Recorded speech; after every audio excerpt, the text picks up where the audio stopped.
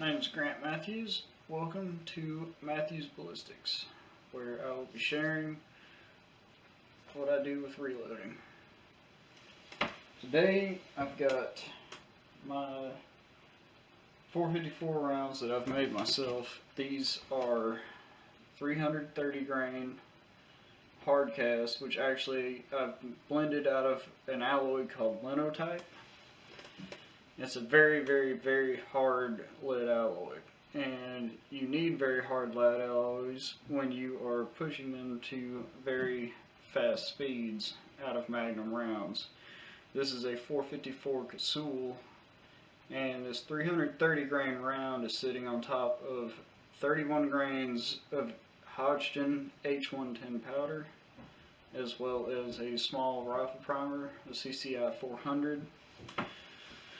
And I've seated the bullet to 1.700 inches, which is shorter than what most people would do, but I needed the bullet to be very tight in the case, and I also put a very heavy crimp on it so that when I fire the gun, because it holds 6 rounds in the cylinder, every round that goes off is creating such recoil and such pressure that it can actually pull the front of the bullet out of the case with the recoil. The 454 is notorious for this problem, so you have to put a very heavy crimp on them. And also, one of the other things that I love about this firearm is that it can shoot 3-inch 410 shells. Specifically these ones I like because they are triple-aught buckshot, so there's 5 pellets of buckshot in there. Great for home defense, great for varmint shooting, great for, taking care of pests around the place. Now this is the gun. This is the Raging Judge Magnum, and it is chambered for 45 Colt, 410 buckshot, or 410 shotgun shells, and the 454 Casull. These guns retail. I paid $850 for mine new, shipped to the house. They've gone up in price quite a bit. It's fairly difficult to find one under $1,200. It's a very big gun. What makes these guns unique is that it has both a rear cylinder lock and a front cylinder lock. So it takes 2 locks at the same time to open the cylinder. It holds 6 rounds, whether it be 6 410 rounds, 6 45 long Colt rounds, or 6 454 rounds that I load because, well, why have a big handgun if you're not shooting big rounds out of it? That's what I like to think about. Later on in this video, I'll show you a short clip of me actually firing the gun with these bullets. These I actually cast myself using bullet molds, and I bought the lead alloy to blend and cast. I don't, recommend that anyone do that for, beginning purposes, because once you cast the bullet, you think, well, the cast is already set up to be exactly, the caliber I need, which for 454, 45 long Colt, anything like that, even the 460, they're all .452 inches in diameter. But when you pull the bullet fresh from the mold when it's first made, they're typically oversized a little bit. These rounds come out, when I use the micrometer on them, they come out to 454 inches. So you have to put them through a bullet sizing die, which brings them back down to 452. And then, once you lubricate the bullet and add the gas check to the back of it, it actually adds weight to it. These bullets started out at 330 grains, give or take 2 grains, depending on how they came out of the mold, so an average of 330 or 300. Some of them come out of the mold at 298 grains, some of them come out of the mold at 302 grains, but once I added the bullet lubrication, which I used liquid A-LOX, and then I add the gas check and crimp the gas check on the back of the bullets actually averaged out more consistently. They ended up being within 1 grain of each other, and I cast about 100 of them, and they all ended up within a grain of each other in weight, which is very good. I like consistency when I'm reloading.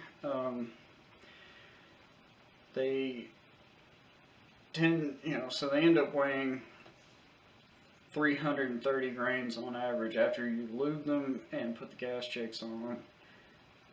And then, of course, when I load them, actually each loaded round that I've loaded, completely loaded, they weigh about 452 grains a piece. That's how much this cartridge weighs. And I've had, some of them weigh about 455, some of them weigh about 445, somewhere in there, but the average is 452, and I think that's pretty significant. And I think that, the more consistent your loads are, like total cartridge weight, bullet weight, powder weight, I weigh every load exactly the same on a scale. I don't set a charge thing where it just automatically charges each load with the same amount of powder, because it works great when you're mass loading ammunition. For me, I've got, when I'm loading, especially for me personally, I don't spend that much time shooting at the range, so I've got time to load up rounds. And I will, I'll load 100 at a time maybe, and that'll take maybe a whole day to do, between casting them. And then, well, once you cast them, you have to lube them, and of course they have to sit overnight in that liquid Alox to, for it to harden. But after that, and then loading them, resizing them, sizing the cases, cleaning the cases, priming the cases, and then loading the powder, and then loading the bullet, and seating it, and then crimping it. It takes about a day for me to do 100 with the press that I use, which is a Lee. It's just a hand press, single stage, and they're relatively cheap to get a hidden press set up. You can get one set up for a good set of dies, and that press will run you about $100, and you're ready to go. The only thing you got to find, which right now during this whole COVID thing, is finding primers and powder that you need for your rounds is very difficult to do.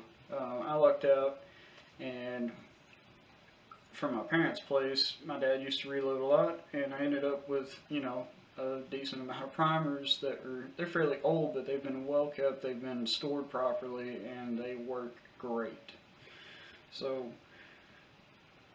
this is the 454 Casull, 330 grains. These rounds that like I said, I cast them, I loaded them, and I've shot them, and I have video of it, and I gotta say, they're pretty stout. These are what I would consider full power 454 rounds, and I have video of that I'll be showing later in just a little bit.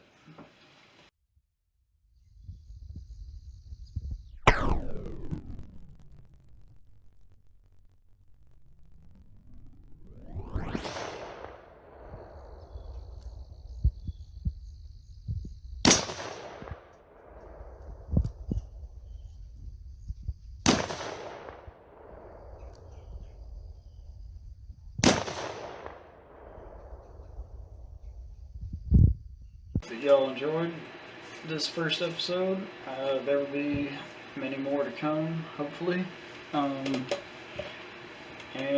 I'll be glad to see y'all next time on Matthew's Ballistics.